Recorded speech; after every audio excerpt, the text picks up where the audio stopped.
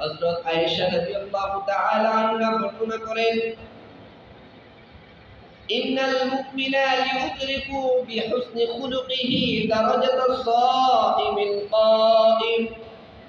বিশ্বনবী সাল্লাল্লাহু আলাইহি ওয়াসাল্লাম বলেছেন যে মুমিন বান্দারা, মুমিন ব্যক্তিরা যদি আল্লাহ সুবহানাহু ওয়া তাআলার মুমিন ব্যক্তিরা যদি নিজের চরিত্রটাকে ভালো করে, নিজের চরিত্র হিসেবে নিজেকে গঠন করে চরিত্রবান হিসেবে, তাহলে ওই ব্যক্তি দিনে সাওম পালন করলে, দিনে রোজা রাখলে যে মর্যাদায় সমাধীন হবে তার মর্যাদা সেই পর্যন্ত চলে যাবে।